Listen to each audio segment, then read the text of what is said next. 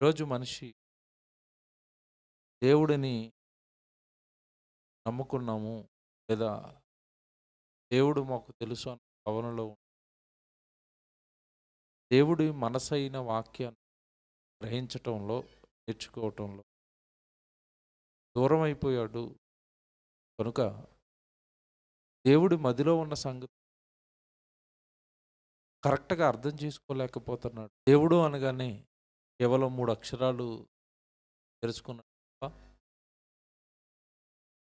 ఆయన మదిలోనికి ఆయన మనసులోనికి నా పట్ల నా జీవితం పట్ల ఎలాంటి ప్రణాళికలు అది నేను నెరవేరుస్తున్నానా అన్న ఆలోచన మనిషి చేయలేకపోతే అని నిన్నటి దినాన్ని ఎన్నో సంగతులు బైబిల్లో నుండి నేను చివరగా నేను ముగిస్తూ చెప్పిన సంగతులు ఈరోజు మనిషి కేవలం దేవుడిని అవసరాలు తీర్చేవాడిగా కేవలం తన కోరికలు తన ఇష్టాలు నెరవేర్చుకోవడానికి ఉపయోగపడే ఒక వ్యక్తిగా దేవుడిని ఆలోచించాడే తప్ప భూమి మీద ఉన్న మనుషులు తన పిల్లలు అని తన పిల్లల ఎడల తనకంటూ ఒక మనసు ఉందని ఆ మనసులో ఉన్న సంతోషాలు ఆనందాలు తన పిల్లలకి చెప్పుకోవడానికే ఒక గ్రంథాన్ని రాయించి మీద ఉన్న మనుషులు తన మనసులో ఉన్న ఆ ఇష్టాలు నెరవేర్చవలసిన వాడుగా భూమి మీద మనిషి ఉన్నాడు అన్న సంగతి మరిచిపోయాడు అని ఈరోజు మీరు మరిన్ని ఉన్నతమైన సంగతులు బైబిల్లో నుండి దేవుని పిల్లలారా, భూమి మీద మనిషి బ్రతికేది 60 సంవత్సరాలు 70 సంవత్సరాలు. కటిక పేదవాడు మొదలుకొని కోటీశ్వరుడు వరకు ఎంత ఆస్తున్నా అధికారం ఉన్నా పదవి ఉన్నా అతడు ఆయుష్కాలాన్ని మాత్రం పొడిగించుకోలేడు. ఇంతకీ దేవుడు ఈ ఆయుష్కాలాన్ని ఎలా ఇచ్చాడు, ఎందుకు ఇచ్చాడు అని మనం ఆలోచిస్తే ముందుగా అసలు మనిషి ఎందుకు పుట్టాడో అర్థమైతేనే తప్ప మనిషి పైన ఉన్న దేవుడి ప్రణాళికలేంటో మనిషి పైన దేవుడికున్న ఆలోచనలేంటో అర్థం కాదు. ఈరోజు ఈ ప్రకృతిని చూసిన మనిషి చాలా ఆనందపడిపోయాడు, సంతోషపడిపోయాడు. ప్రకృతి మీద శాస్త్రం పేరుతో ప్రయోగాలు ప్రారంభించాడు. ఆకాశంలోకి వెళుతున్నాడు, సముద్రంలోనికి వెళ్ళాడు. తన చుట్టూ ఉన్న ఈ ప్రకృతి మీద ఎన్నో ప్రయోగాలు చేసి ఎన్నో కొత్త కొత్త విషయాలు కనుక్కుంటున్నాడు, దానిలో ఆనందపడుతున్నాడు తప్ప ఈ ప్రకృతిని కలిగించిన సృష్టికర్త, ఈ ప్రకృతిని కలిగించి మానవుడి పాదాల కింద పెట్టిన సృష్టికర్త దేవుడు తన పిల్లలైన మనుషుల గురించి ఏమనుకున్నాడో మాత్రం పరిశీలన చేయటం లేదు. రాత్రి నా మొదటి వచనం అదే. దేవుడు భూమి మీద ఉన్న మనుషుల్లో ఎవరిని బట్టి ఆనందిస్తాడు అంటే యెహోవాను పరిశీలనగా తెలుసుకొనుటను బట్టి ఆయన ఆనందిస్తాడు. అంటే దేవుడిని పరిశీలించి మానవుడు తెలుసుకోవాలి. ఇప్పుడు మనం కాస్త ఈరోజు మరిన్ని సంగతులు బైబిల్లో నుండి ఆలోచిద్దాం. ఈ భూమి మీద మనుషులను సృష్టిని కలిగించింది దేవుడేనండి. ఒక మాట బైబిల్లో చూపిస్తాను. యెషయా గ్రంథం 45వ అధ్యాయము 12వ వచనం ఒకసారి బైబిల్ చూడండి జాగ్రత్తగా. యెషయా గ్రంథం 45వ అధ్యాయము 12వ వచనం జాగ్రత్తగా చూద్దాం. ఇక్కడి నుంచి మీరు ఆ ప్రయాణం వాక్యంలో మనం వెలికి తీయబోతున్న జ్ఞానపు సంగతుల ప్రయాణం ప్రారంభమవుతుంది. కాస్త మీరు ఏవి ఆలోచించకుండా వాక్యం పైన ధ్యానం ఉంచి ప్రసంగం వినాలి. యెషయా గ్రంథం 45వ అధ్యాయము 12వ వచనం. భూమిని కలగజేసిన వాడను నేనే, దాని మీదనున్న నరులను నేనే సృజించి తిని. ఇక్కడ దేవుడు రెండింటి గురించి మాట్లాడుతున్నాడు. దేని గురించి మాట్లాడుతున్నాడు? భూమిని కలగజేసిన వాడను నేనే, దాని మీదనున్న మానవులను కలగజేసిన వాడను నేనే. జాగ్రత్తగా వినాలి. సృష్టిని కలగజేసింది దేవుడే, ఈ సృష్టిలో ఉన్న నరులను కలగజేసింది కూడా దేవుడే. సృష్టి దేవుని చేత కలగజేయబడింది. మనిషి దేవుని వలన కలగజేయబడ్డాడు. కాకపోతే తేడా ఏంటంటే, కలుగుగాక అన్న మాటతో సృష్టి కలిగితే తన స్వహస్తాలతో చేసుకున్నవాడు మాత్రం మనిషి. సృష్టికి మనిషికి అది తేడా. సూర్యుడు కలుగుగాక, చంద్రుడు కలుగుగాక, జీవులు కలుగుగాక, పక్షులు కలుగుగాక, భూమి కలుగుగాక, ఆకాశం కలుగుగాక, కేవలం మాటతో చేశాడు వీటన్నిటినీ. కలుగుగాక కలుగుగాక కలుగుగాక కలిగాయి అని. ఆదాము కలుగుగాక అన్నడా? అనలేదండి. నేల మంటిదిని తానే తీశాడు స్వహస్తాలతో. ఆ మట్టి రూపం చేశాడు మానవ దేహం. ఆ మానవ దేహంలోనికి తనలో ఉన్న జీవవాయువును ఊదాడు, ఆత్మను. అలా జీవవాయువును ఊదగా నరుడు మట్టితో కట్టబడిన మట్టి దేహము, దేవుడిలో నుండి వచ్చిన ఆత్మ, ఈ రెండు కలిస్తే జీవాత్మ, జీవించే ఆత్మగా, జీవించే నరుడుగా ఈ భూమి మీద కదులాడుతున్నాడు. అంటే కలుగుగాక అన్న మాటతో కలిగింది సృష్టి. కష్టపడితే వచ్చాడు తన కొడుకు, తన కూతురు. తొలి మానవుడిని అలా చేస్తే ఈ రోజున్న మనల్ని తల్లి గర్భంలోకి మనం వచ్చిన తర్వాత తల్లి గర్భంలో తన స్వహస్తాలతో మన దేహాలని దేవుడు నిర్మిస్తున్నాడు. సంగతి మీకు తెలుసు కదా. యోబు గ్రంథం 10వ అధ్యాయము 8వ వచనంలో ఈ మాట ఉంటుంది. ఒకసారి చూస్తారా? యోబు గ్రంథం 10వ అధ్యాయము 8వ వచనం చూడండి. యోబు గ్రంథం 10వ అధ్యాయము 8వ వచనం. నీ హస్తములు నాకు అవయవ నిర్మాణం చేశాయి. ఎంత బాగుంది చూడండి. నీ ఇది చివరి వరకు ఈ రెఫరెన్స్ మీరు గుర్తుపెట్టుకోవాలి. నీ హస్తములు అనగా దేవుడి హస్తములు మానవుడికి అవయవ నిర్మాణం చేశాయి. అందుకే మానవుడిని కట్టిన దేవుడు తన స్వహస్తాలతో మానవుడిని చేస్తే, దేవుడు చేసిన ఏ అవయవాన్ని పోగొట్టుకున్నా నరుడికి భూమి మీద అవయవం మళ్ళీ దొరకదు. దొరుకుతుందా? చేతిని పోగొట్టుకుంటే ఒరిజినల్ చేయి దొరుకుతుందా? దొరకదు. కన్ను పోగొట్టుకుంటే మరొక కన్ను దొరుకుతుందా? దొరకదు. ఎందుకు దొరకదు? నా స్వహస్తాలతో చేశా నా దేహాన్ని, దాన్ని జాగ్రత్తగా వాడుకోండి, పోగొట్టుకోకండి.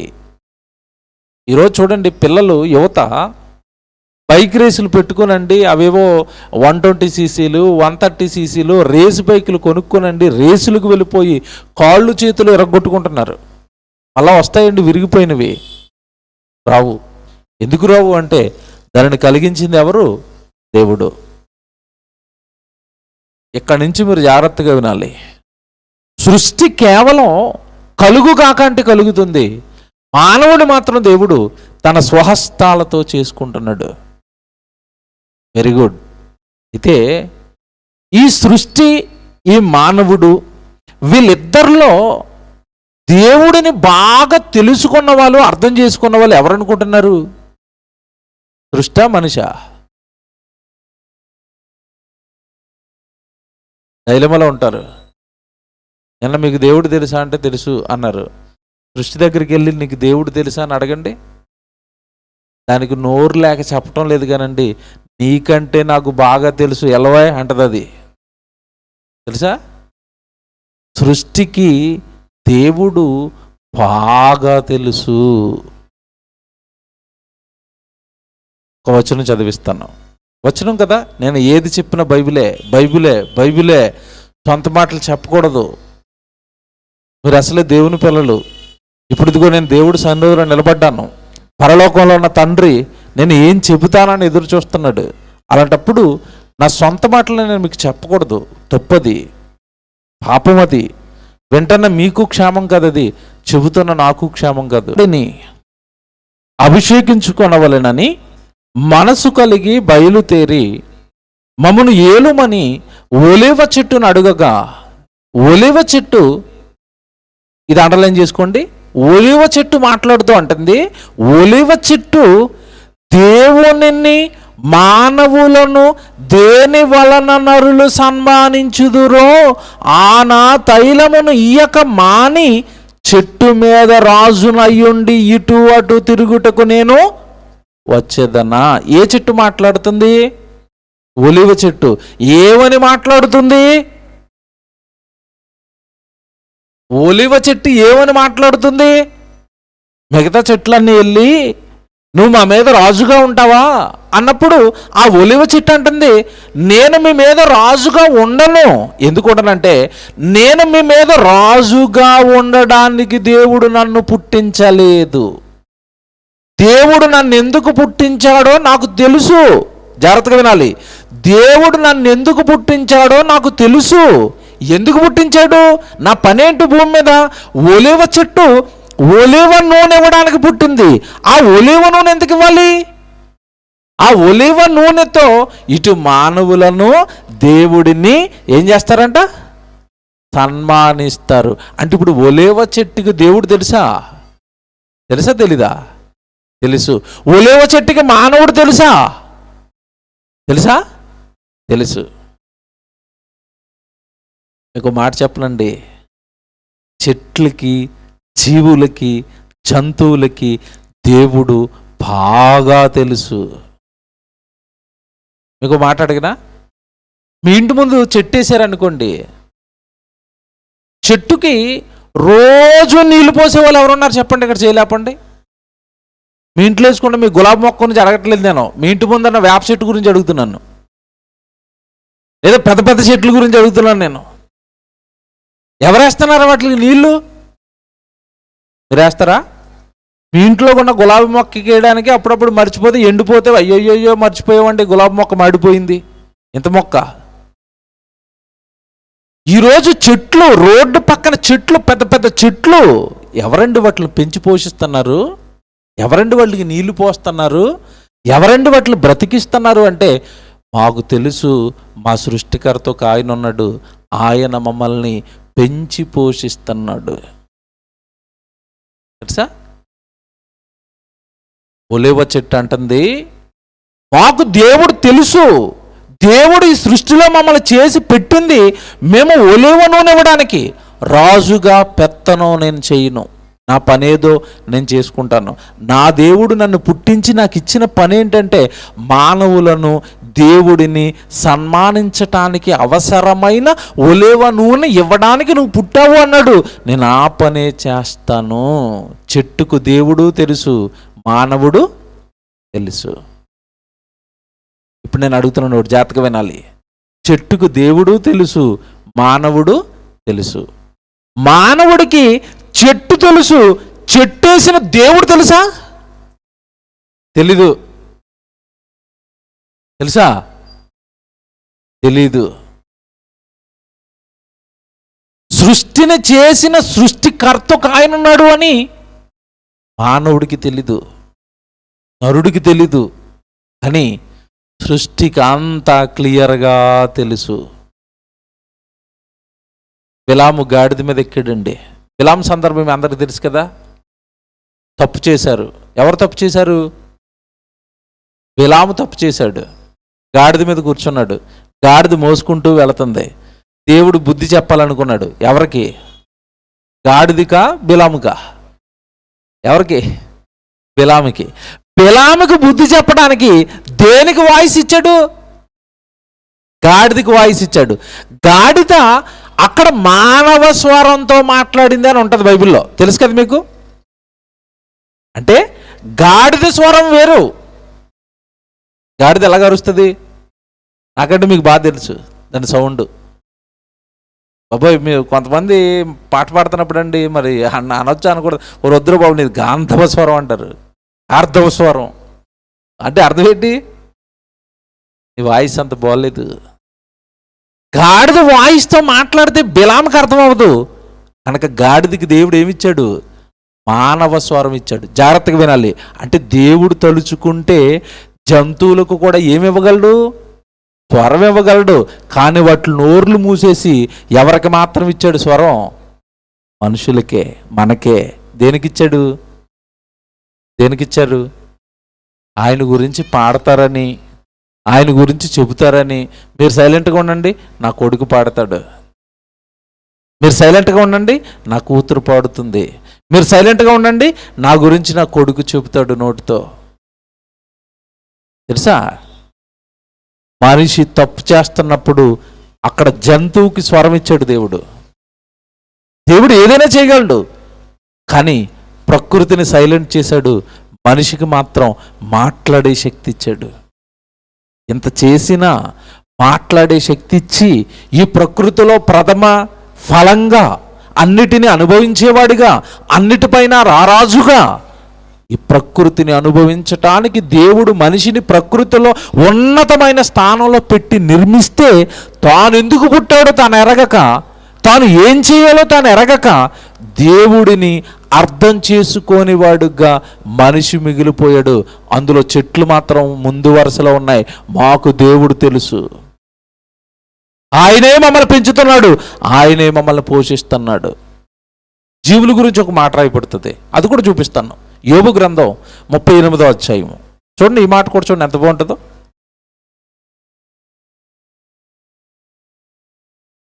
యోబు గ్రంథం ఏమండి 38వ అధ్యాయము 14వ వచనం 44వ వచనం ఒకసారి చూడండి. యోబు గ్రంథం 38వ అధ్యాయము జీవులు 41 అండి. యోబు గ్రంథం 38వ అధ్యాయము 41. జాగ్రత్తగా వినండి వచనం. యోబు గ్రంథం 38వ అధ్యాయము 41వ వచనం. తిండి లేక తిరుగులాడు కాకి పిల్లలు దేవునికి మొర్ర పెట్టునప్పుడు, అండర్లైన్ చేయండి, తిండి లేక తిరుగులాడుచు కాకి పిల్లలు అండర్లైన్ చేసుకోండి. కాకి పిల్లలు, కాకి కాదు, కాకి పిల్లలు దేవునికి మొర్ర పెట్టునప్పుడు కాకికి ఆహారము సిద్ధపరచు వాడెవడు? ఎంత బాగుంది బైబిల్. కాకి పిల్లకి దేవుడు తెలుసా? తనకి ఆహారం, పిల్లలకి ఆహారం తేవడానికి వెళ్ళిన తల్లి కాకికి ఆహారం దేవుడిస్తాడంట. కాబట్టి గూట్లో కూర్చుని కాకి పిల్లలు దేవుడికి మొర పెడతాయంట. ఏమండి, కాకి పిల్లలకి దేవుడు తెలుసు, కాకికి దేవుడు తెలుసు. ఆహారం తినడానికి ఇంటి ముందుకు వస్తాయి కాకులు. ఎవరు ఇంటి ముందుకు వస్తున్నాయో ఆ మనిషికి దేవుడు తెలుసా? తెలీడు. ఎంత బాగుంది చూడండి, జాగ్రత్తగా వినాలి మీరు. సృష్టి దేవుని ఎరుగుతుంది. ఎలా ఎరుగుతుంది? మమ్మల్ని చేసింది ఆయనే, మమ్మల్ని పెంచుతున్నది ఆయనే, మాకు ఆహారం పెడుతున్నది ఆయనే. ఇక్కడ కాకి పిల్లల గురించి మీరు చదివారు. మరో చోటకి వెళ్ళేసరికండి సింహపు పిల్లల గురించి మాట్లాడతాడు. చూస్తారు అది కూడా. కీర్తనల గ్రంథం ఏమండి, కీర్తనల గ్రంథం 145వ కీర్తన ఒకసారి చూడండి. కీర్తనల గ్రంథం 145వ కీర్తన ఏమండి 15వ వచనం. కీర్తనల గ్రంథం 145వ కీర్తన 15వ వచనం చూడండి. సర్వజీవుల కన్నులు భూమి మీద ఉన్న ప్రతి జీవరాశి కన్ను ఎవరి వైపు చూస్తుంది? నీ వైపు. భూమి మీద ఉన్న సర్వజీవుల కన్నులు కూడా దేవుని వైపు చూస్తున్నాయి, దేవుని వైపు చూస్తున్నాయి. ఏమంటే జీవుల కన్నులు ఎలాగుంటాయి? జీవుని కన్నులు ఎలాగుంటాయి? కొన్ని సైజు ఎంత ఉంటాయి? కాకి కన్ను ఎంత ఉంటుంది చెప్పండి? కాకి కన్ను ఎంత ఉంటుందా? ఎంత ఉంటుంది? ఇంతే ఉంటుందండి. ఇంతున్న కాకి కన్ను ఎవరి వైపు చూస్తుంది? దేవుని వైపు. ఇంతున్న మనిషి కన్ను జబర్దస్త్ చూస్తూ ఉంటుంది ఇప్పుడు, అవునా? ఇంతున్న మనిషి కన్ను సినిమాలు చూస్తూ ఉంటుంది ఇప్పుడు. ఇంతున్న మనిషి కన్ను పాపాన్ని చూస్తూ ఉంటుంది ఇప్పుడు. ఇంతున్న కాకి పిల్ల కన్ను ఎవరిని చూస్తుంది? దేవుణ్ణి చూస్తుంది. ఎక్కడ జీవి, ఎక్కడ మనిషి, ఎక్కడ వాటి భక్తి జీవితం, ఎక్కడ ఎక్కడ మనిషి యొక్క భక్తి జీవితం? మాకు ఆహారం పెట్టేది దేవుడే. అందుకే యేసుప్రభు మత్తయి సువార్త 6వ అధ్యాయంలో చెప్తాడు, ఏమని? ఆకాశ పక్షులను చూడండి, అవి విత్తవు, కోయవు, కొట్లలో కూర్చుకొనవు, అయినను మీ పరలోకపు తండ్రి వాటిని ఏం చేస్తున్నాడు? పోషిస్తున్నాడు. పక్షులను దేవుడు పోషిస్తున్నాడు. మీరు వాటికంటే బహుశ్రేష్ఠులు కారా అంటే అర్థం ఏంటి? దేవుడు మిమ్మల్ని పోషించలేడా? పెంచలేడా? దేవుడి కొరకు బ్రతుకుతున్నప్పుడు మిమ్మల్ని భూలోకంలో నిలబెట్టుకోలేడా? ఈ నమ్మకం లేక, ఉన్నదాంతో సరిపెట్టుకోలేక, ఏమంటే ఈరోజు భూమి మీద మనిషి బ్రతకడానికి అడ్డదారులు తొక్కుతున్నాడు. అడ్డదారుల్లో సంపాదించాలనుకుంటున్నాడు, కూర్చుకోవాలనుకుంటున్నాడు, దోచుకోవాలనుకుంటున్నాడు, దాచుకోవాలనుకుంటున్నాడు. తప్పండి ఇదంతా. 3 నాళ్ళ ముచ్చటగా ఎప్పుడు ఉంటుందో తెలియని ఈ జీవితం, ఎప్పుడు కన్ను మోస్తాడో తెలియని మనిషి భూమి మీద బ్రతికినంత కాలం కూడా దేవుడి పైన ఆధారపడి దేవా దేవా అని ఎప్పుడు కూడా తన కన్ను దేవుడి పైన మోపుకొని భూమి మీద నీతిగా, యథార్థంగా, న్యాయంగా దేవుడు బ్రతకమన్నట్టుగా ఈ లోకంలో బ్రతికి దేవుడిని తన జీవితంతో మహిమపరచి, ఏమంటే ఈ లోకం మొత్తానికి దేవుడి గురించి చెప్పడానికి వచ్చిన మనిషి జీవులు శుభ్రంగా బ్రతుకుతుంటే మానవుడు మాత్రం అడ్డదారులు దొక్కి పాపయ్యాడు. మీకు మాట చెప్తాను, మీరు చాలా జాగ్రత్తగా ఈ మాట వినాలి. నేను చెప్పేది రైట్ కదా నాకు చెప్పండి. దేవుడి గురించి వాక్యం చెప్పి మార్చొచ్చండి ప్రజల్ని. దేవుడు మాటలు చెప్పి మార్చొచ్చు. ఇంకోటి చెప్పనా? దేవుడు బ్రతకమన్నట్టుగా బ్రతికి కూడా మనుషులను మార్చొచ్చు. మార్చొచ్చా? మార్చలేమా? మార్చొచ్చు. మీకు మాట చెప్తాను. యేసు ప్రభు ఈ లోకంలో ఉన్న వాళ్ళు ఎంతమందికి తాను స్వయంగా వచ్చి వాక్యం చెప్పాడా? చెప్పలేదు. కానీ లోకం అంతా ఈరోజు దేవుణ్ణి నమ్మని వారు సైతం యేసుక్రీస్తుల వారు చాలా గొప్పోడండి అని మాట్లాడతారు. ఎందుకు మాట్లాడుతున్నారు? దేనిని బట్టి మాట్లాడుతున్నారు చెప్పాలి. దేనిని బట్టి? ఆయన జీవించిన జీవన విధానం. మంతెన సత్యనారాయణ గారు అని ఉంటారు. ఆయన ఎక్కువగా ఆయుర్వేద వైద్యం చేస్తారు.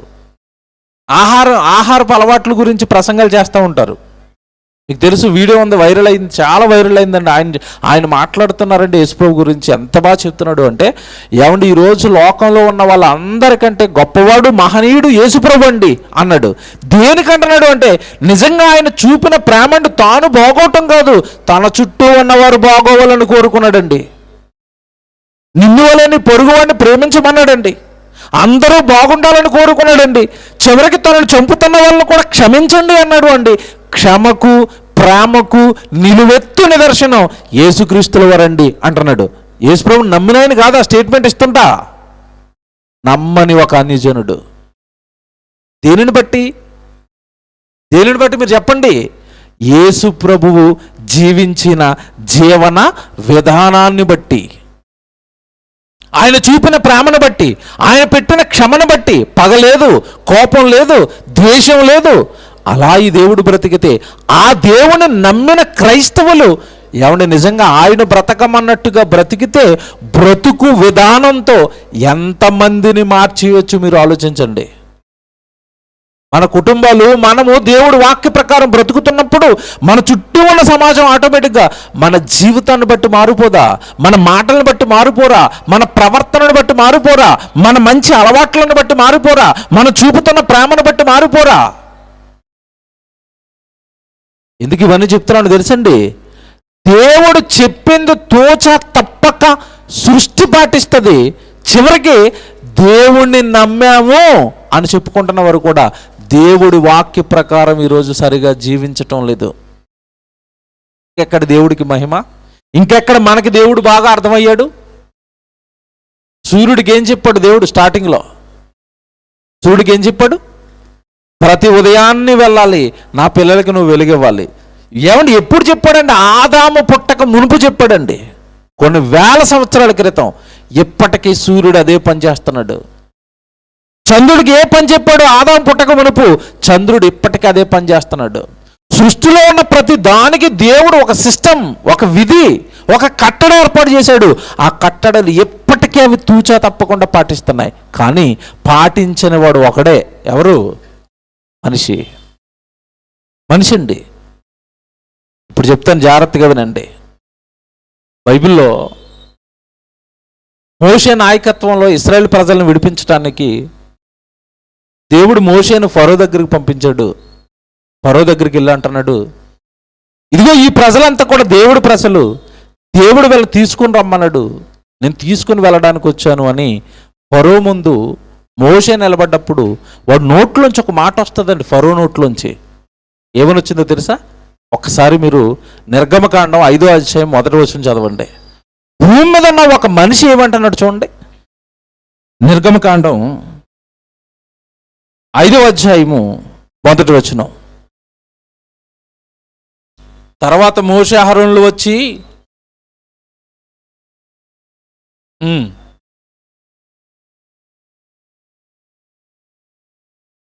నా జనాన్ని పోనిమ్మన్నాడని ఆజ్ఞాపించిరి.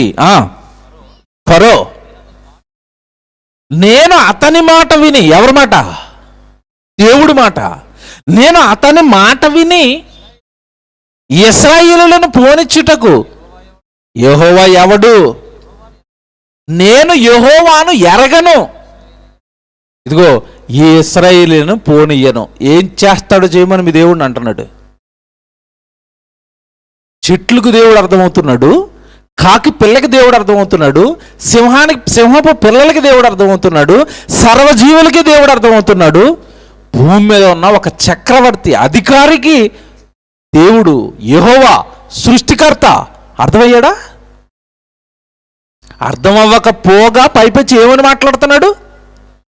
యెహోవా ఎవడు? దేవుడు ఎవరు? ఉంటే నా ముందుకు రమ్మని. ఈ మధ్యకాలంలో మాట్లాడలేదా చాలామంది? కంప్యూటర్ కాలంలో దేవుడు దైవం ఏంటండి? ఉంటే రమ్మనండి, వస్తాడు. నేను దేవుణ్ణి అని రాడు, సునామీగా వస్తాడు, తుఫానుగా వస్తాడు. అప్పుడు అనాలి ఏడు దేవుడని కొట్టుకుపోతున్నప్పుడు.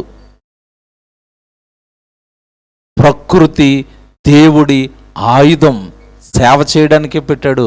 అప్పుడప్పుడు ఏమండి, మనం మనిషి దేవుడు మాట విన్నప్పుడు ఆ ప్రకృతిని ఆయుధంగా మలుచుకుంటాడు. సొదొమ గొమొర్రా పట్టణాల మీద ఏం పడ్డాయి చెప్పండి? ఏం పడ్డాయి? అగ్ని గంధకాలు. నోవహు గారు తరం మొత్తాన్ని చంపడానికి ఏమంటే ఆ తరం మొత్తం మీదకి ఏమొచ్చింది చెప్పండి? జలప్రళయం. స్నానం చేయడానికి, తాగడానికి, ఏమంటే వంటలు చేసుకోవడానికి, పంటలు పండించడానికి పెట్టాడు నీళ్లు. అదే నీటితో ఆ రోజున్న తరం మొత్తాన్ని ఏం చేశాడు? ముంచేశాడు. దేవుడు లేడా? దేవుడు కనపడాలా? కనపడితే నమ్ముతావా? మరి కనపడనివి చాలా ఉన్నాయి, నమ్ముతున్నావు. గాలి కనపడుతుందా? కనపడుతుందా? కనపడదు. నమ్ముతాడా? నమ్ముతాడు. కరెంట్ కనపడుతుందా? కనపడదు. నమ్ముతాడా? నమ్ముతాడు. వెలుగుంది కాబట్టి కరెంట్ ఉందండి, కనపడుతుంది. కనపడని శక్తి ఉందని నమ్ముతున్నాడు. మరి దేవుడు యెహోవా ఎవడు? యెహోవా ఎవడు? పొగరు చూడండి. దేవుడు ఎవరో చూపించాడా ఫరోకి? చూపించాడండి. దెబ్బ మీద దెబ్బ, దెబ్బ మీద దెబ్బ, దెబ్బ మీద దెబ్బ, దెబ్బ మీద దెబ్బ కొట్టగానే దేవుడు ఎవరో ఫరోకి అర్థమైపోయాడా? అర్థమైపోయాడు. బాబోయ్ మోషే ఆహారంలో మీకు ఒక దండం, దేవుడు ఎవరో నాకు అర్థమైపోయాడు. ఎప్పుడు అర్థమయ్యాడు? తొలి సంతానం చివరికి వాడు కొడుకు సైతం చచ్చిపోయిన తర్వాత దేవుడు అర్థమయ్యాడు. అప్పుడు వరకు అర్థం చేసుకోలేదా? అర్థం చేసుకోలేదు. జాగ్రత్తగా వినాలి. మరి దేవుడు దెబ్బ కొట్టేంత వరకు నువ్వు నేను మారవా? దేవుడి చేతిలో దెబ్బలు తినాలా? దేవుడు కొట్టే ఆ ఉగ్రతకు, ఆ భయంకరమైన శిక్షలోనికి మనం వెళితే కానీ మార్పు రాదా? మారండి, మంచి వ్యక్తులుగా బ్రతకండి, పరిశుద్ధులుగా బ్రతకండి, తప్పులు చేయకండి, పాపాలు చేయకండి, పరిశుద్ధులైన పరలోకమైన కన్నతండ్రి పిల్లలు మీరని దేవుడు పదే పదే హెచ్చరిస్తున్నా ఈ చెవితో విని ఈ చెవితో విడిచిపెడుతున్నారా? చెబుతున్నాళ్లే, దేవుడు ఏం చేస్తున్నాళ్లే, అలా ఉంటాయిలే ఆ మాటలు, మనం బ్రతకకపోతే మనల్ని ఎవడు పట్టించుకుంటాడు అని దేవుడి మాటను పట్టించుకొని కఠిన హృదయాలుగా మారిపోతున్నాయా? చాలామంది అండి ఏవో తప్పులు చేస్తూ ఉంటారు, పాపాలు చేస్తూ ఉంటారు, బలహీనతలు ఉంటాయి. చెప్తాడు దేవుడు, వద్దు వద్దు వద్దు, ఏమో డైరెక్ట్గా చెప్తూ ఉంటాడు, వాక్యంతో చెప్తూ ఉంటాడు, దైవజనులతో చెప్తూ ఉంటాడు. పట్టించుకోరండి, పట్టించుకోరు. నవ్వుతారు, లేదంటే చెప్పినప్పుడు అలాగేనా అలాగో తల ఊపుతారు, అంతే. తర్వాత ఇక ఎవరి జీవితాలు వాళ్ళవి, ఎవరి బ్రతుకులు వాళ్ళవి, ఎవరి పాపాలు వాళ్ళవి, ఎవరి నేరాలు వాళ్ళవి. మీకు మాట చెప్పనండి, జాగ్రత్తగా వినాలి. ఈరోజు నా వైపు చూడండి అందరూ. దేవుడు మాకు తెలుసు అని దేవుడు దగ్గరకు వచ్చిన తర్వాత కూడా ఎవరైతే పాపం చేస్తున్నారో, తప్పు చేస్తున్నారో, అసలు మీరు దేవుణ్ణి నమ్మలేదు. ఇది బైబిల్ ఇచ్చిన స్టేట్మెంట్. యోహాను గారు రాసిన పత్రిక చూడండి, బైబిల్ 3వ అధ్యాయము 6వ వచనం జాగ్రత్తగా తీసుకోండి. పత్రికలు ఉంటాయి, యోహాను గారు రాసినవి చివరిలో 3 పత్రికలు ఉంటాయి. అందులో మొదటి పత్రిక చూడండి, యోహాను గారు రాసిన మొదటి పత్రిక 3వ అధ్యాయము 6వ వచనం జాగ్రత్తగా చూద్దాం. 6వ వచనం, యోహాను గారు రాసిన మొదటి పత్రిక 3వ అధ్యాయం 6వ వచనం చదువుతున్నారు. ఆయన యందు నిలిచియుండువాడు ఎవడునో పాపము చేయడు. నెక్స్ట్ ఏముంది అక్కడ? పాపము చేయవాడు ఎవడునో ఆయనను చూడను లేదు, ఎరుగను లేదు. ఎరగలేదంటే అర్థం ఏంటి? దేవుడు తెలియదు మీకు. ఎప్పుడు? పాపం చేస్తున్నప్పుడు. దేవుడు వద్దన్నది నువ్వు చేస్తూ నేను దేవుణ్ణి నమ్మాను అంటాం, నీ అమాయకత్వం. నేను భక్తిపరుణాన్ని నిన్ను నువ్వు మోసం చేసుకోవటం. జాగ్రత్తగా పట్టుకోవాలి వాక్యాన్ని. దేవుడు యందు నిలిచియుండువాడు, దేవునితో ఉండేవాడు ఎవడు కూడా పాపం చేయడు. పాపం చేసేవాడు ఎవడు కూడా దేవుణ్ణి ఇంకా ఎరగలేదు. మీకు దేవుడు తెలీదు. పాపం చేస్తున్నారంటే, తప్పులు చేస్తున్నారంటే మీకు దేవుడు తెలీదు. దేవుడికి భిన్నంగా బ్రతుకుతున్నారంటే మీకు ఇంకా దేవుడు తెలీదు. ఎందుకు తెలియదు అంటున్నాడు తెలుసండి? చెప్తాను, జాగ్రత్తగా వినండి, జాగ్రత్తగా వినాలి. ఇది మీకు అర్థమవ్వాలి. తండ్రి, పాపం చేస్తున్నవాడు ఎవడు కూడా దేవుణ్ణి ఎరగలేదు అని ఎందుకు అంటున్నాడు అంటే, పాపం అంటే దేవుడికి నచ్చుతుందండి? అసలు నచ్చుతుందా? నచ్చదండి. మీకు సంగతి చెప్తాను. ఈ తేడా తెలియక చాలామంది మాయలో ఉంటారు. దేవుడు పాపిని ప్రేమిస్తాడు, పాపాన్ని మాత్రం ద్వేషిస్తాడు. అలా చెప్తున్నాను, రాసుకోండి. దేవుడు పాపిని ప్రేమిస్తాడు, పాపాన్ని ద్వేషిస్తాడు. మనం పాపులుగా ఉన్నప్పుడు ప్రేమించాడు. తన కుమారుని బలేసి మన పాపాలు కడిగాడు, పరిశుద్ధుని చేశాడు. పరిశుద్ధుని చేసిన తర్వాత నాకు ఆ పాపం అలవాటైపోయింది, నేను అక్కడికి వెళ్ళిపోతాను అంటే, ఆ పాపాన్ని ద్వేషించే దేవుడు దానితో పాటు కడిగిన తర్వాత కూడా నువ్వు అక్కడికే వెళతాను అంటే నిన్ను ద్వేషిస్తాడు. వ్యభిచారమందు పట్టుబడిన స్త్రీని ప్రేమించాడు, బాగు చేశాడు. తర్వాత ఏమన్నాడు? అమ్మా, ఏమన్నాడు? అమ్మా, ఇక నువ్వు పాపము చేయొద్దు, ఇక తప్పు చేయొద్దు. ఇప్పటి వరకు ఏదో అయిపోయింది, వదిలేసాయి. జరిగిపోయింది, విడిచిపెడతాను, క్షమిస్తున్నాను. ఇక మీదట నువ్వు తప్పు చేయడానికి, పాపం చేయడానికి కుదరదు. ఈరోజండి చాలామంది జీవితాలు చూస్తున్నప్పుడు బాధతో చెప్తున్న మాటలండి. ఎవరి మీద కోపంతోనో ఎవరినో బాధ పెట్టడానికి చెప్తున్న మాటలు కాదు. ఒక పక్క ప్రభువులోకి వస్తారండి, తర్వాత బయట జీవితం చూస్తే అంత పాపంతో నిండుకుని ఉంటుంది. అవే తప్పులు, అవే వ్యభిచారాలు, అవే దొంగతనాలు, అవే దేవుడికి ఇష్టం లేని భయంకరమైన కార్యక్రమాలు చేస్తారు. మరలా గుడికి వస్తారు, మరలా లోకంలోకి వెళ్తున్నారు, మరలా పాపం చేస్తున్నారు. ఈ తప్పిది. అదే అంటున్నాడు అక్కడ. చదవండి ఇప్పుడు యోహాను గారు రాసిన మొదటి పత్రిక 3వ అధ్యాయము 6వ వచనం. ఆయన యందు నిలిచియుండువాడు ఎవడును పాపము చేయడు, పాపము చేయువాడు ఎవడును ఆయనను చూడను లేదు. నెక్స్ట్, ఎరుగలేదు. నాకు దేవుడు తెలుసు అని చెప్పుకుంటూ నువ్వు పాపం చేయొద్దు. పాపం చేస్తున్నావంటే అసలు నీకు దేవుడు ఇంకా తెలియలేదు. దేవుడికి నువ్వు ఇంకా చాలా దూరంగా ఉన్నావు.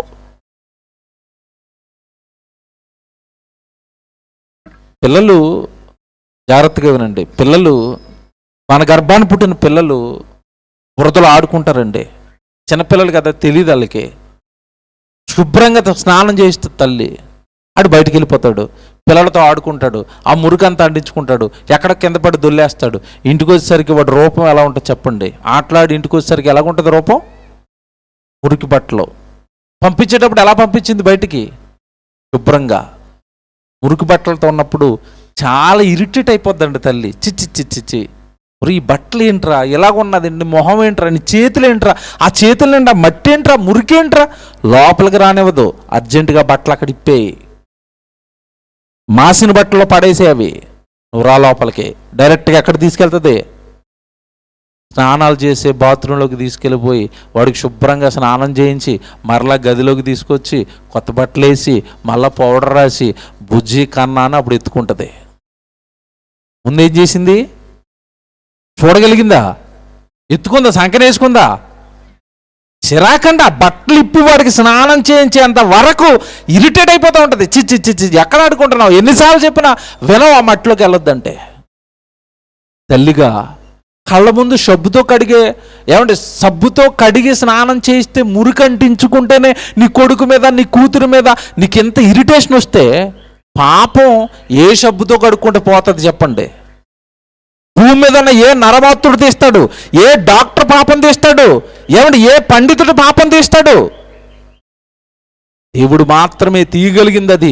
నువ్వు ఊరకనే అస్తమాట అంటించుకుంటూ ఆ బురదలోనే అలా దొలుతూ ఉంటే పాపం అనే బురదలో దేవుడికి ఎంత అసహ్యం. చిచ్చి మిమ్మల్ని చూడలేకపోతున్నాను. అసలు నన్ను ఎరిగిన వాడివైతే, నన్ను నమ్మిన వాడివైతే, పరలోకంలో నా కన్న తండ్రిగా నా మనసు ఎరిగిన వాడివైతే నువ్వు తప్పు చేయవురా, నువ్వు పాపం చెయ్యవు. పాపం చేస్తున్నావు అంటే అసలు నేను ఎవరో నీకు ఇంకా అర్థం అవ్వలేదు. పరిశుద్ధుడిని నేను, నా గర్భాన పుట్టిన పరిశుద్ధుడివైన నువ్వు నన్ను ఎరిగితే పాపం చేయొద్దు.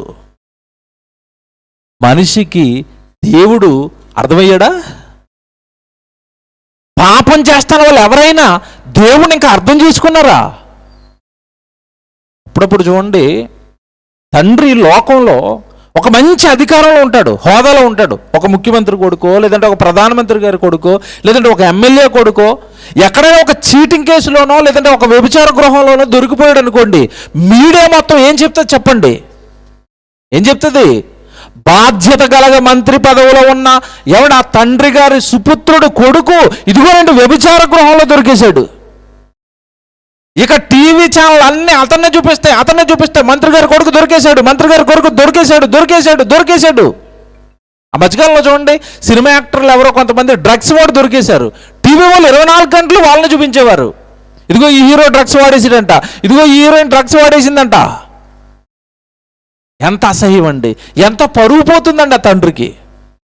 పరలోకంలో ఉన్న కన్న తండ్రి పరిశుద్ధుడైతే ఆ పరిశుద్ధుడు గర్భాన పవిత్రులుగా ఈ లోకానికి వచ్చిన మనుషులు పాపం చేసి ఆయనకు కళంకం తెస్తుంటే, ఆయనకు చెడ్డ పేరు తెస్తుంటే దేవుడు కుమిలిపోతున్నాడు. అలా కుమిలిపోయి రాయించిన మాట ఈ మాట. మీరు తప్పు చేస్తున్నారు కదా, నేను వద్దన్నది చేస్తున్నారు కదా, మీ దేహాలతో మీ అవయవాలతో నేరాలు పాపాలు చేస్తున్నారు కదా, అలా చేస్తున్న వాళ్ళు ఎవ్వరికి నేను ఇంకా అర్థం అవ్వలేదు. నన్ను అర్థమైన వాడు దేహంతో తప్పులు చేయడు. నేను అర్థమైన వాడు ఆ మానవ జీవితాన్ని భద్రపరుచుకుంటాడు. నా కోసమే పవిత్రంగా పరిశుద్ధంగా ఆ జీవితాన్ని వాడతాడు. మన అవయవాలండి పరలోకంలో ఉన్న కన్న తండ్రి కష్టం. కొంతమంది చూడండి మందు తాగి పోగొట్టుకుంటున్నారు. కొంతమంది చూడండి వ్యభిచారం చేసి రోగాలు తెచ్చుకొని చచ్చిపోతున్నారు. కొంతమంది మాదక ద్రవ్యాలు డ్రగ్స్ వాడిపోతున్నారు. కొంతమంది సిగరెట్లు తాగిపోతున్నారు. కొంతమంది కైనీళ్ళు తినేసిపోతున్నారు. ఏంటంటే అవయవాలు దేవుడిచ్చినవి చేజేతులారా ఈ భయంకరమైన వ్యసనాలకు అలవాటుపడి చేజేతులారా నాశనం చేసుకుంటున్నారు వాటిని. అవయవాలు కుళ్ళిపోతున్నాయి, అవయవాలు డ్యామేజ్ అయిపోతున్నాయి. చివరిలో కుటుంబంతో గడపలేక, పిల్లలతో గడపలేక, భార్యతో గడపలేక, హాస్పిటల్లో గడుపుతూ ఎందుకు చేశానరా ఈ తప్పు జీవితకాలం అంతా అని కుమిలి అప్పుడు ఏడుస్తాడు. బాగున్నంత కాలం అది తప్పు, అది నీ అవయవాలను పాడు చేస్తుందని ఎంతమంది చెప్పినా చెవిని పెట్టడండి. చెవికి ఎక్కడం లేదు. జాగ్రత్త, ఏడ్చే రోజు ఒక రోజు వస్తుంది. అప్పుడు ఈ మాటలన్నీ జ్ఞాపకం వస్తాయి. వినుంటే ఎంత బాగుండో అని ఏడ్చే కాలం వస్తుంది. బైబిల్లోనండి తన పిల్లల్ని ఎంత భద్రపరుచుకున్నాడు దేవుడు అంటే, ఈ మధ్యకాలంలో ఒక న్యూస్ వచ్చిందండి, భయంకరమైన న్యూస్. ఏంటా న్యూస్ అంటే, ఎయిడ్స్లో ముందున్న రాష్ట్రాలలో ఈ తెలుగు రాష్ట్రాలు ముందున్నాయంట. అందులో ఏపీ ముందుంది, సెకండ్లో తెలంగాణ ఉందంట. ఎయిడ్స్లో, వ్యభిచారంలో ఇచ్చి జార స్త్రీ కనపడిన ఆ ఛాయలకే నువ్వు వెళ్ళొద్దు అన్నాడు సామెతల గ్రంథం 6వ అధ్యాయంలో. మీకు తెలుసు కదా, జార స్త్రీ ఉన్న ఛాయలకి వెళ్ళొద్దు, ఆమె నీడ కూడా నీ మీద పడకూడదు, నీ భార్యతో తప్ప నువ్వు ఎవరితోనూ వెళ్ళొద్దు నాయన అన్నాడు. పెడచెవిని పెట్టింది దేవుడి మాట ప్రపంచం. ఇదిగో ఈరోజు పడుతుంది బాధ, భయంకరమైన రోగాన్ని తెచ్చుకుంది. 10 సంవత్సరాలకి కళ్ళ ముందు ఒళ్ళంతా కుషించుకుపోయి ఎముకలు గూడుగా శరీరం మారిపోయి తినడానికి లేక త్రాగడానికి లేక ఇతడు రోగి అని ఎక్కడో హాస్పిటల్లో, ఎయిడ్స్ హాస్పిటల్లో పడేస్తే తన వారు కూడా చూడ్డానికి రాలేక ఎంతటి భయంకరమైన స్థితిలో వాళ్ళ జీవితాలు ముగిసిపోతున్నాయో ఈరోజు. మనం తెలియంది కాదు, మనం చూడండి కాదు, వాళ్ళని చూస్తున్నప్పుడు ఎంత జాలేసేస్తుందండి. ఒక 4-3 సంవత్సరాల క్రితం ఇగో ఈ పక్కనే నాకు తెలుసండి, ఈ బెల్లారం పక్కన ఎక్కడో ఒక చిన్నది ఓల్డేజ్ హోమ్ ఉంటుంది. అందులో చిన్న పిల్లలండి. ఆ పిల్లలంతా కూడా ఎయిడ్స్ బారిన పడిన పిల్లలు. వాళ్ళు చేసిన తప్పు కాదండి ఇది, తల్లిదండ్రులు చేసిన తప్పు. వాళ్ళ గర్భాన పుట్టడం వల్ల ఇదిగో చిన్ననాడే ఇది ఎంటర్ అయిపోయింది. వీడు 5 సంవత్సరాలు బ్రతుకుతాడండి, వీడు 3 సంవత్సరాలు బ్రతుకుతాడండి, వీడు 2 సంవత్సరాలు బ్రతుకుతాడండి. నిజంగా కళ్ళంప నీళ్ళు వచ్చేయండి వాళ్ళని చూస్తే. ఎందుకు ఇవన్నీ జరుగుతున్నాయి? నేరాలు, తప్పులు, పాపాలు వద్దన్నాడు దేవుడు, పట్టించుకోరు, మూట కట్టుకుంటున్నారు ఈరోజు భూమి మీద. దేవుడు ఎంత బాగా చెప్తున్నాడండి మనుషులకి. ఇందులో మతం ఏముంది చెప్పండి? మనిషిని బాగు చేసే మాటలు కదండి, మనిషిని సంస్కరించే మాటలు కదండి. దేవుడిని ఎరిగినవాడు, దేవుడిని గుర్తించినవాడు తన బ్రతుకును మార్చుకుంటాడు, పాపం వైపు మళ్ళనివ్వడు, తన మనసులోనికి చెడు రానివ్వడు.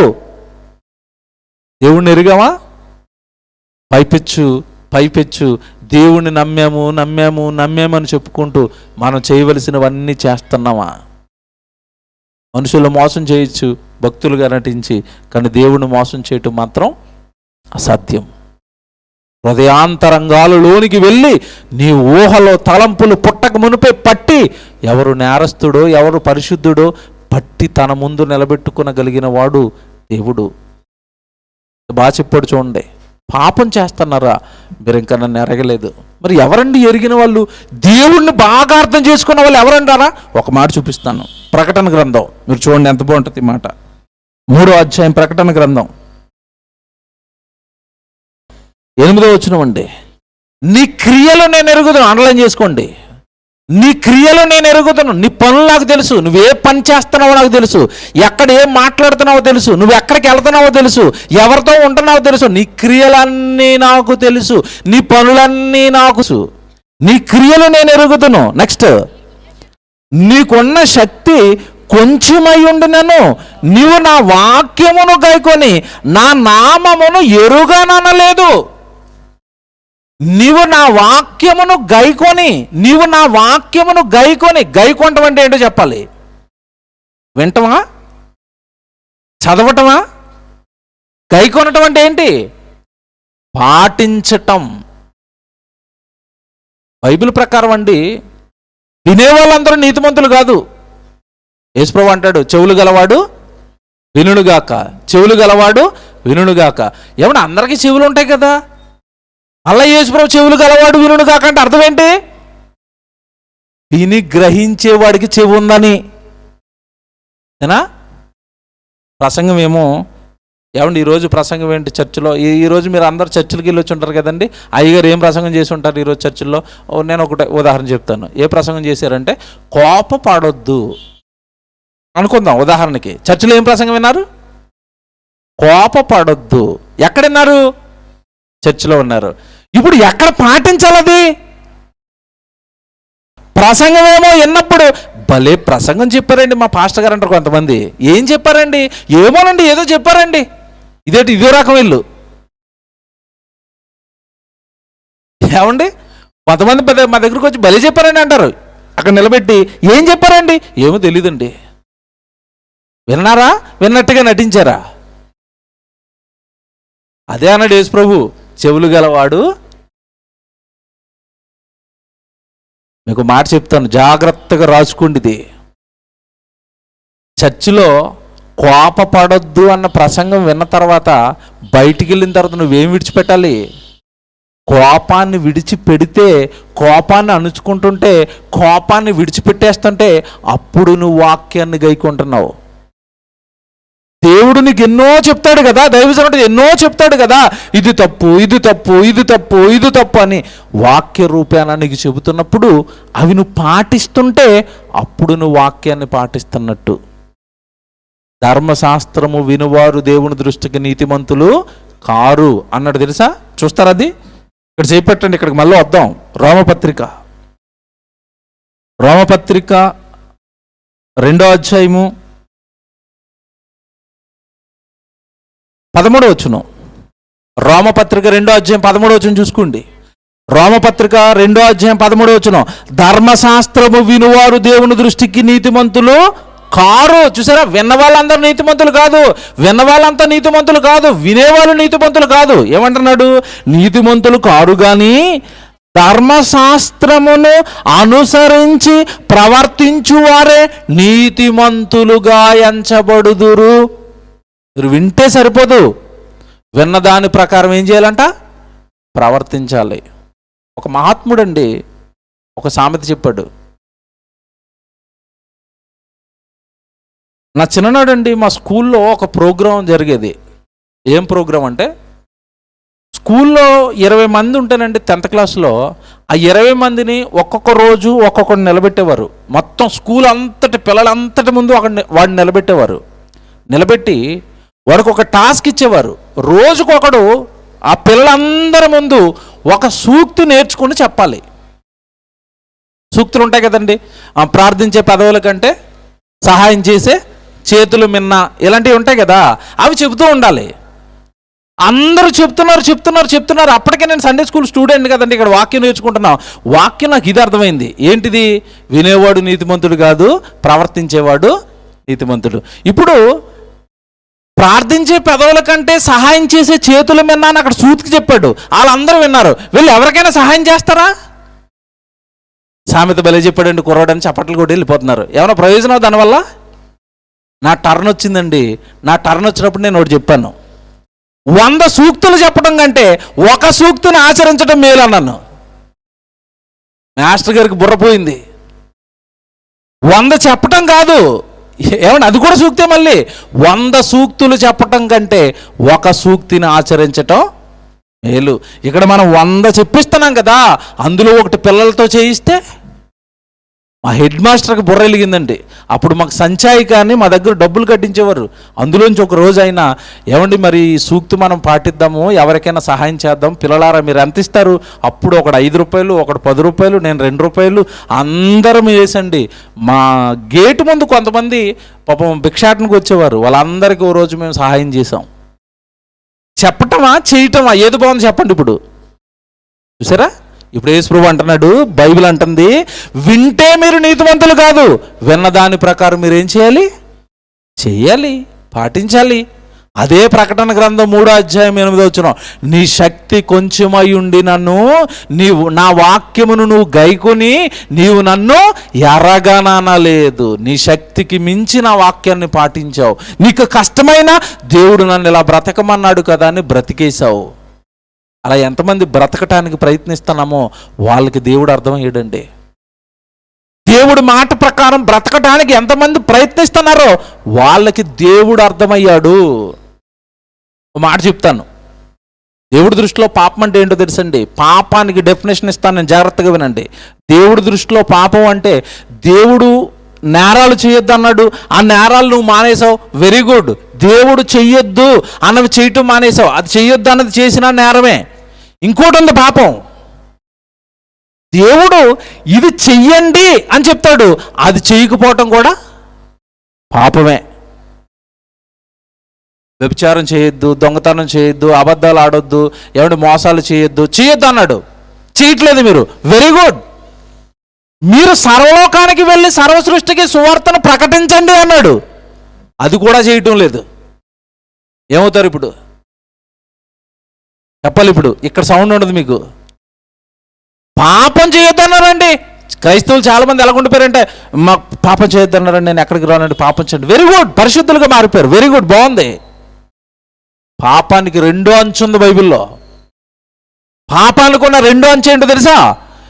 మేలైనది చేయనెరిగియు అలాగు చేయని వానికి పాపము కలుగును. ఇది రెండో అంచు పాపానికి.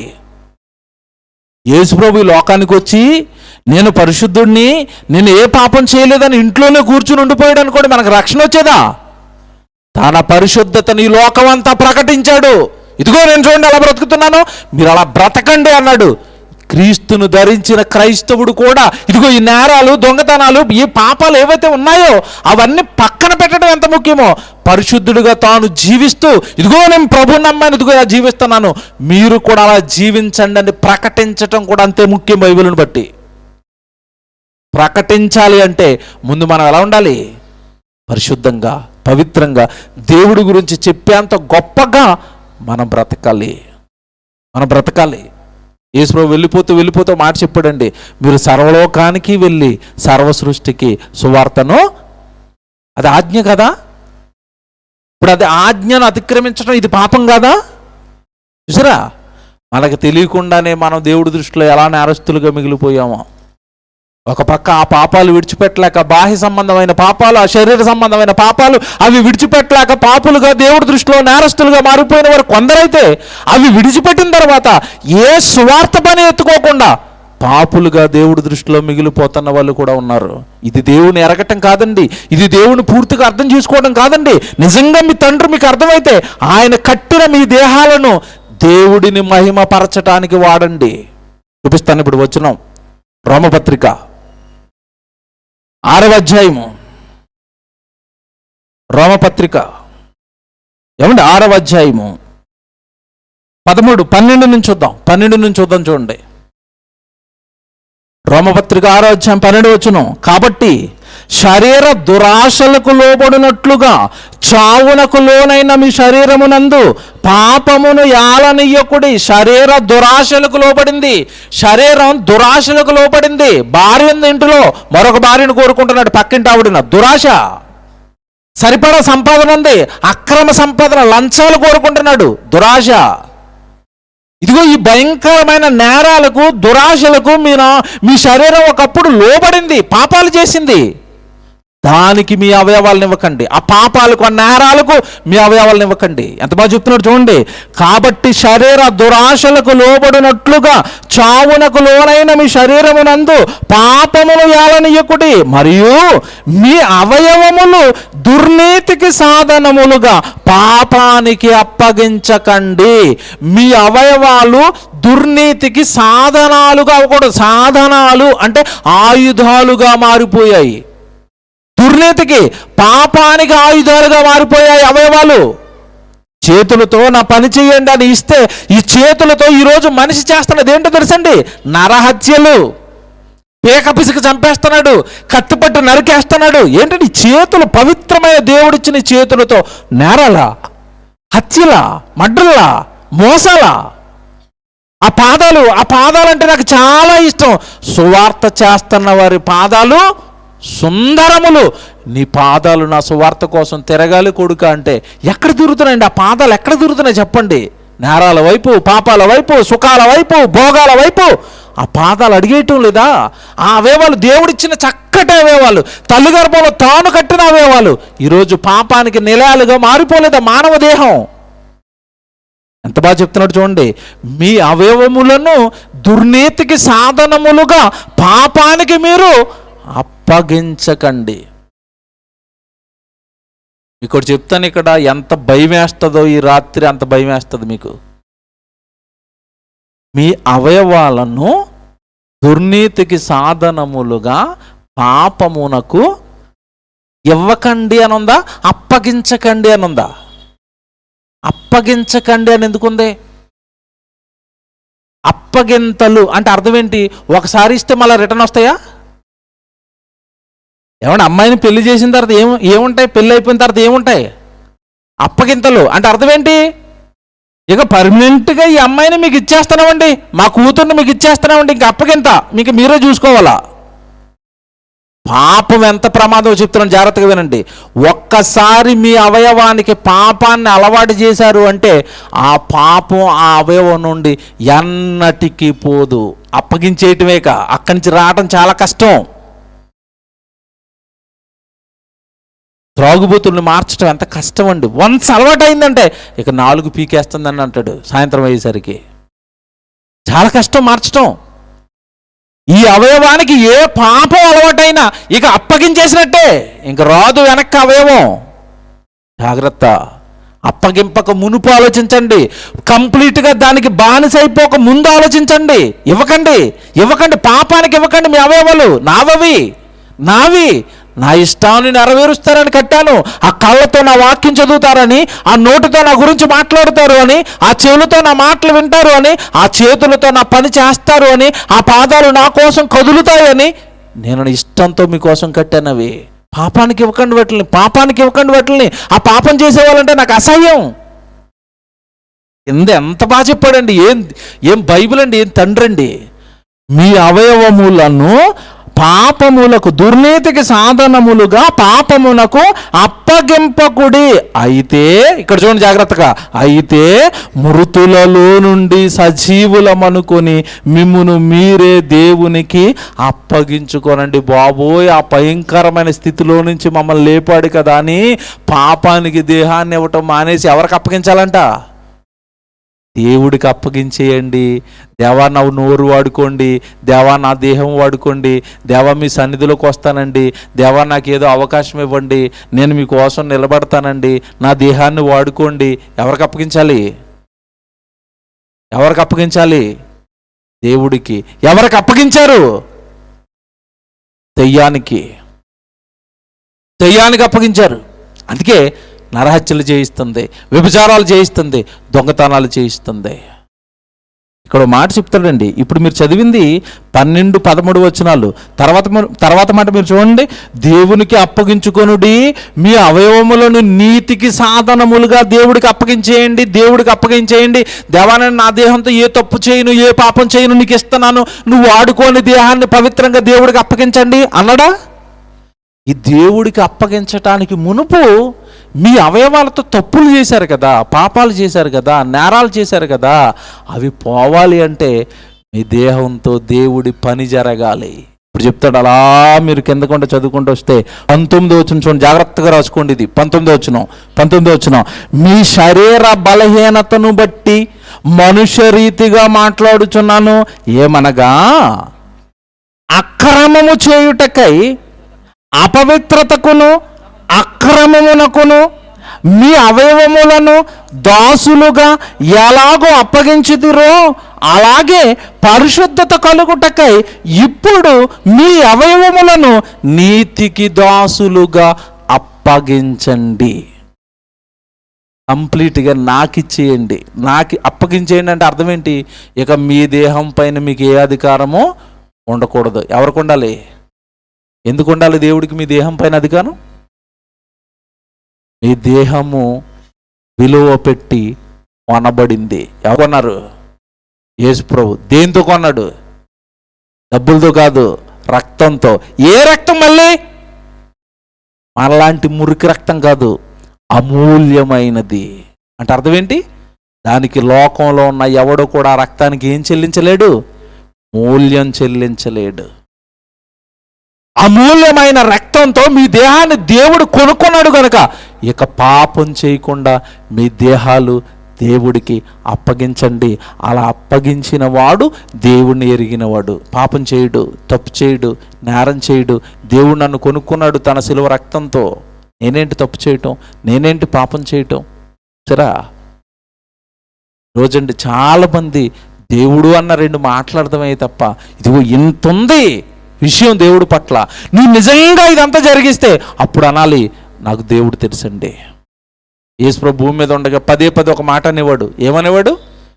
నాకు నా పరలోకపు తండ్రి తెలుసు, ఆయన కొడుకుని నేను, అక్కడి నుంచి బయలుదేరి వచ్చాను నేను. అందుకే లోకంలో నేను ఏది కోరుకోను, లోకంలో నేను ఏ పాపము చేయను, ఏ నేరము చేయను. కారణం నేను దేవుడిని ఎరిగాను, ఆయన పరిశుద్ధుడు, ఆయన గర్భాన పుట్టిన పరిశుద్ధుడిని నేను. తప్పు చేయను నేను. నా యందు పాపం ఉన్నదని మీలో ఎవడు నిరూపిస్తాడు. మనకి రాత్రి మీరు మనసు పెట్టి నేను చెప్పినవన్నీ ఒకసారి బాగా ఆలోచించుకోండి. దేవుని నమ్మేమో అంటాం కాదు, పవిత్రంగా బ్రతకాలి, పరిశుద్ధంగా బ్రతకాలి. అలా బ్రతుకుతూనే పరిశుద్ధ పరచబడిన మీ దేహాన్ని దేవుడికిచ్చి ఆ దేహాలతో దేవుడిని మహిమపరచాలి. కొరింథీయులకు రాసిన మొదటి పత్రిక, ఏమండి ముగిస్తాను. కొరింథీయులకు రాసిన మొదటి పత్రిక 6వ అధ్యాయము 19వ వచనం చూద్దాం. కొరింథీయులకు రాసిన మొదటి పత్రిక 6వ అధ్యాయము 19వ వచనం. మీ దేహము దేవుని వలన మీకు అనుగ్రహింపబడి మీలో ఉన్న పరిశుద్ధాత్మకు ఆలయమై ఉన్నదని మీరు ఎరగరా? మీరు మీ సొత్తు కారు. అండర్లైన్ చేసుకోండి. ఇక ప్రభులోకి వచ్చిన తర్వాత నా ఇష్ట ప్రకారం బ్రతుకుతాను, నా ఇష్టమైనవి చేస్తాను, నాకు ఇష్టమైనవి తింటాను, త్రాగుతాను, నా ఇష్టం వచ్చినట్టుగా జీవిస్తాను. నో, మీరిక మీ సొత్తు కారు. ఎంతమంది చెప్తున్నాడు చూడండి. మీరు మీ సొత్తు కారు, విలువ పెట్టి కొనబడిన వారు గనుక మీ దేహాలతో మీరు ఇప్పుడు చేయవలసింది ఒకటే ఒక పని. ఏ పని? మీ దేహాలతో దేవుడిని మహిమపరిచే పని. ఇందాక నా ప్రసంగానికి ముందు పిల్లలు పాట పాడారండి. ఎలాగుంది పాట? ఇంత పిల్లలందరూ నుంచొని ఇక్కడికి వచ్చి పాట పాడుతుంటే ఎలాగుంది? మీకు ఏమనిపించింది చెప్పండి.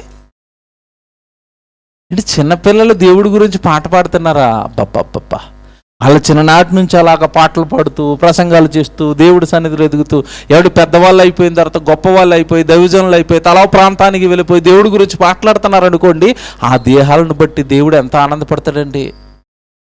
ఈ దేహాలను బట్టి దేవుడు ఎంత ఆనందపడతాడు. ఇదిగోనండి, ఇలాగే ఉన్న పిల్లలు, ఇదిగో ఇదే సైజులో ఉన్న పిల్లలు, ఎవడు వీళ్ళు మన గర్భాన్ని పుట్టారు కనుక మనం దేవుడిని ఎరిగాం కనుక మనతో పాటు చక్కగా దేవుడి సన్నిధిలోకి వచ్చి పాటలు పాడుతున్నారు. ఇదే సైజు పిల్లలు అంటే లోకంలో ఉన్న పిల్లలు ఏం చేస్తున్నారు చెప్పండి? ఇప్పుడు డాన్స్, బేబీ డాన్స్, ఇంత బట్టలు వేస్తున్నారు చిన్నపిల్లలకు కూడా. డ్యాన్స్ పోటీలంట, ఆటలంట, పాటలంట. ఏంటి చిన్నపిల్లలకి? చిన్ననాటి నుండే పాపాన్ని ఇంజెక్ట్ చేస్తున్నారు వాళ్ళకి. లోకంలో బ్రతకాలంటే ఇదిగో ఇలాంటి అశ్లీలమైన నృత్యాలు చేయాలి, ఏమంటే అశ్లీలమైన డాన్సులు వేయాలి, అశ్లీలమైన పాటలు పాడాలి. బూతులండి. ఎక్కడ చూడండి, చిన్నవాడు మొదలుకొని పెద్దవాడు వరకు అందరు నోట్లోంచండి ఈరోజు నోరు తెరుస్తుంటే వస్తున్నవి బూతులండి. బూతు ప్రపంచం. ప్రపంచంలో ఉన్న మన పిల్లలు దేవుడిలో ఎంత భద్రపరుచుకోవాలో మన కుటుంబాలను జాగ్రత్తగా ఆలోచించండి. నిజంగా దేవుడు నమ్మారా మీరు? జాగ్రత్త. వాక్యాన్ని వినటం కాదు, గైకొనడానికి ప్రయత్నించండి, పాటించడానికి ప్రయత్నించండి. దేవుడు చెప్తున్న ప్రతి మాటను ఆస్వాదించండి, హృదయంలోకి తీసుకోండి. నేను పాటించాలండి. ఈ దేహంతో తప్పుడు పనులు చేయకూడదండి, ఈ దేహాన్ని తప్పుడు పనులకు ఇవ్వకూడదండి. కేవలం ఒకటే, దేవుడిని మహిమపరచే పని. ఖాళీగా ఉంటే బైబిల్ చదువుకుంటాను, ఖాళీగా ఉంటే ప్రసంగాలు వింటాను, దేవుడి సేవకు వెళ్ళిపోతాను, దేవుడి సన్నిధిలో ఉంటాను, వాక్యం చెప్తున్న వాళ్ళకి సహకారులుగా ఉంటాను. వాక్యం చెప్పడం వస్తే ఎవరో ఒకరి దగ్గరికి వెళ్ళి 4 మాటలు దేవుడి గురించి చెబుతాను. ఎప్పుడు దేవుడి గురించి ఆలోచించండి, దేవుడికి మహిమ తెచ్చే పనుల గురించి ఆలోచించండి తప్ప పాపాలకు దూరంగా జరిగిపోండి. అది దేవుడిని ఎరగటం అంటే, అది దేవుడిని నమ్మటం అంటే. అపోస్తులండి, యేసు ప్రభు రాక మునుపు వాళ్ళ జీవితాలు ఎలాగున్నాయో మనకు తెలియదండి. అపోస్తులుగా యేసు ప్రభు ఒక్కసారి నా వెనక రా అన్న తర్వాత అపోస్తుల జీవితాలన్నీ ఎలా మారిపోయినాయి చూడండి. పేతురు, యాకోబు, ఆంద్రేయ, ఏమంటే వీళ్ళ జీవితాలు మీరు చూడండి ఎలా మారిపోయినాయండి. లోకంలో బ్రతుకుతున్నారా? నా వెనక రండి, నేను మిమ్మల్ని మనుషులను పట్టే జాలరులుగా మార్చేస్తాను. అప్పటి వరకు లోకంలో బ్రతికిన వాళ్ళంతా తర్వాత దేవుడు కొరకు బ్రతకటం ప్రారంభించారు, దేవుడి కోసం చెప్పటం ప్రారంభించారు. దేవుడే జీవితమైంది. జైలుకి వెళ్ళిపోయారు, దెబ్బలు తిన్నారు, ఏమంటే ఎంత శ్రమల వల్ల పడ్డారో మనకి తెలియదు కాదు. ఒక మాట చెప్తాను చివరిగా, ఇది చెప్పాలి కూడా. లోకంలో సుఖపడటం, లోకంలో ఆనందించటం చాలా కష్టం, చాలా ఈజీ అండి.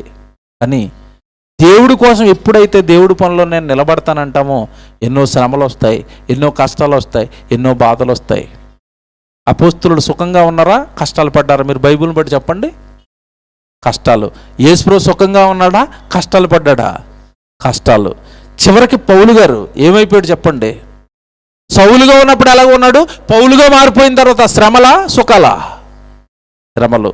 క్రైస్తవులుగా మీరు నేను ఈరోజు దేవుడి కోసం, దేవుడు బ్రతకమన్నట్టుగా నీతిగా, న్యాయంగా, యథార్థంగా దేవుడే మా జీవితం అని బ్రతికితే మనకు కూడా వచ్చేవేంటి చెప్పండి? ఇప్పుడు శ్రమలు, కష్టాలు, కన్నీళ్ళు.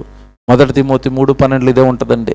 క్రీస్తు యేసునందు సద్భక్తితో బ్రతకనుద్దేశించి వారందరూ హింస పొందుదురు అని ఉంటుంది. అపోస్తలుల కార్యాలు 14:22 యేసుప్రభు వెళ్ళిపోయిన తర్వాత ఆ సువార్త భారాన్ని అంతగా ఎత్తుకొని ఏమండి పౌలు గారు ఒక ప్రాంతంలో కొట్టి కొన ప్రాణంతో ఆ చివరికి ఈడ్ చేస్తే తిరిగి మరలా వచ్చి అక్కడున్న శిష్యులను దృఢపరుస్తా అని ఒక మాట అంటాడు అపోస్తలుల కార్యాలు 14:22లో. ఇలాంటి మాటలు చెప్తున్నాడు. ఎలాంటి మాటలు చెప్తున్నాడు తెలుసండి? శిష్యుల మనసులను దృఢపరిచి విశ్వాసమందు నిలకడగా మీరు ఉండండి, ఇలాంటి అనేకమైన శ్రమలు మనము అనుభవించి పరలోక రాజ్యములో మనము ప్రవేశిద్దాం. అంటే పరలోకానికి వెళ్ళాలంటే దేహం దేవుడి కోసం భూమి మీద కష్టపడాలి. సేవకుల దేహాలు చూడండి ఈరోజు ఎలా నరిగిపోతాయో. రాత్రనక పగలనక నిద్రలేని రాత్రులు, కుటుంబాన్ని విడిచిపెట్టిన రాత్రులు, వాళ్ళ దేహాలు ఎందుకు అలా నలుగుతున్నాయి దేవుడి కోసం అంటే వాళ్ళ టార్గెట్ ఒకటేనండి.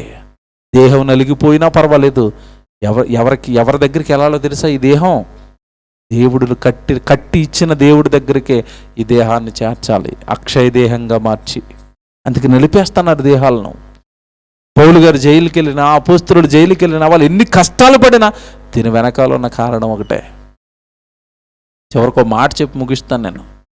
భక్తుడు అంటే ఎలాగుండాలో తెలుసా? యోబు గారిని స్నేహితులు తిడుతున్నారు, భార్య తిడుతుంది, ఆయన వస్తుంటే లేచి నిలబడిన యవనస్తులందరూ కూడా హేళన చేస్తున్నారు, గేలి చేస్తున్నారు. ఆస్తి పోయింది, పిల్లలు పోయారు, ఆరోగ్యం పోయింది, చివరికి నేలలో కూర్చున్నాడు. అక్కడ కూర్చుని యోబు గారు అన్న మాట మీరు నేను అనగలిగితే దేవుణ్ణి మనం ఎరిగిన వాళ్ళమే. చివరి మాట యోబు గ్రంథం 13వ అధ్యాయము 14వ వచనం చూడండి ఒకసారి అందరూ. యోబు గ్రంథం 13వ అధ్యాయము, యోబు గ్రంథం 13వ అధ్యాయం 14వ వచనం. నేనెందుకు నా ప్రాణమును ఎరగా చేసుకొనవలెను, చేసుకొనను కానీ ప్రాణమునకు తెగించి ప్రాణమునకు తెగించి మాట్లాడేదను. ఇదిగో ఆయన నన్ను చంపినను. అండర్లైన్ చేయండి. ఇదిగో దేవుడు కనుక తన సేవలో నాకు చావిస్తే, ఇదిగో దేవుడు నన్ను చంపినను నేను ఆయన కొరకు కనిపెట్టుచున్నాను. ఏం చెప్పాడు? దేవుడు నన్ను చంపినా చిన్న చిన్న శ్రమలకి, కష్టాలకి, కన్నీళ్ళకి నేను వదిలేస్తున్నానండి, అక్కడికి వెళ్ళిపోతున్నానండి, ఇక్కడికి వెళ్ళిపోతానండి. దేవుడిని విడిచిపెట్టేస్తారండి కొంతమంది. యోబు అంటున్నాడు, ఏం పోతాయో పోనివ్వండి, చివరికి నా ప్రాణాన్ని దేవుడు తీసుకోవాలనుకున్నా, నా ప్రాణం పోయినా నేను ఎవరి కోసం కనిపెడతాను? ఇప్పుడు నమ్మినవాడా? బాగా దేవుడిని తెలుసుకున్నవాడా? తెలుసుకున్నాడు. ఒక మాట చెప్పనండి, ప్రాణం పోతే ఎక్కడికి వెళ్తాడు యోబు గారు? నా మట్టుకైతే బ్రతుకుట క్రీస్తే, చావైతే సరే లాభమే. అది కూడా ఎందుకంటే దేవుళ్ళు ఉన్నాడు కదా. ఇంత భక్తికి మనం రావాలి. దేవుడిని నమ్మేవని పైపైన ఉండకండి, పరిశుద్ధంగా ఉండండి, పవిత్రంగా ఉండండి. ఆ దేహాలను పరిశుద్ధమైన ఆ దేహాలతో పవిత్రమైన పరలోకంలో ఉన్న కన్నతండ్రి పని సేవ మరి జరిగిస్తారా? దైవజనులు తీసుకెళ్ళి జరిగిస్తారా? ప్రార్థన కూడికలు పెడతారా? మీరు వాక్యం నేర్చుకుని చెబుతారా? సంఘాన్ని అభివృద్ధి చేస్తారా? సంఘంలోనికి నూతన ఆత్మల్ని నడిపిస్తారా? మీ దేహాలు దేవుడిలో ఎలా వాడబడుతున్నాయో చెక్ చేసుకోండి. పరిశుద్ధమైన దేహాలు మీవి, అంతే పరిశుద్ధంగా కాపాడుతూ ఆ పరిశుద్ధమైన దేహాలను ప్రభు పనిలో పెట్టండి. అప్పుడు కానీ మీరు దేవుడిని పూర్తిగా ఎరిగిన వారు కాదు.